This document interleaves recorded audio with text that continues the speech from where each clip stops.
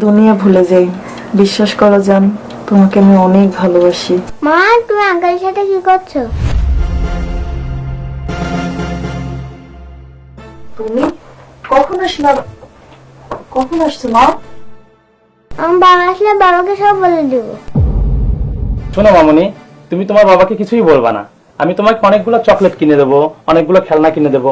ছাড়েন, আমি বাবাকে সব বলে দিব। শোনো বৃষ্টি, এভাবে কোনো ফিলিংস পাই না আমি। এভাবে কখনো আমাকে ডাকবা না। যদি বাইরে কোথাও কখনো আমাকে ডাকতে পারো, সেইখানে আমাকে ডেকো, তাহলে আসবো। আমি গেলাম। এই, তোর এত বড় সাহস কি করে হয়? হ্যাঁ, বাবাকে কি বলবি? হ্যাঁ, বাবাকে যদি কিছু বলস না তাহলে একদম মেরে ফেলবো। বল, বাবাকে কিছু বলবি? না, আমি বাবাকে কিচ্ছু বলবো না। ঠিক আছে, এবার যা এখান থেকে। উফ, মুডটাই নষ্ট করে দিল।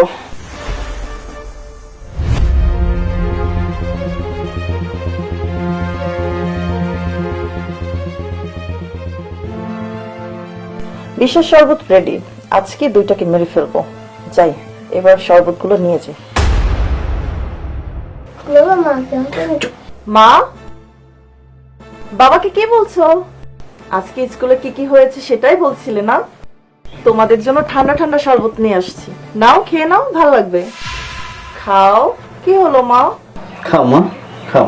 হ্যাঁ, আর মাত্র কয়েক সেকেন্ড, তারপরে আমার রাস্তা একদম ক্লিয়ার। কেমন লাগছে মা? বাবা, মাকে মা, ও চলে যাচ্ছে। কি খাওয়ালে আমাকে? আমাদের দুজনকে কি খাওয়ালে?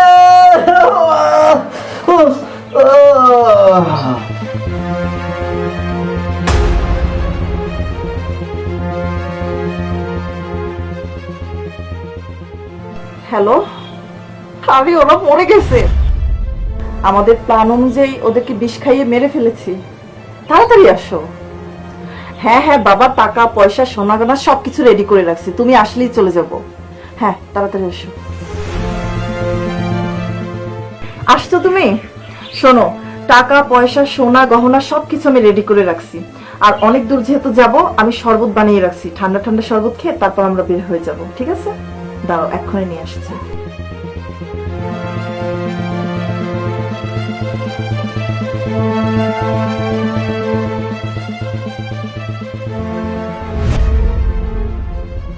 জ্বালা করে মুখের ভিতরে। মাথা ঘুরে কেন? তুমি আমাকে কি খাওয়াই দিলে? আমার বুক জ্বালা করে। বাহ, চমৎকার। তোমরা বেঁচে আছো? কি ভেবেছিলে তোমার বিষ দেওয়া শরবত খেয়ে আমরা মারা গেছি?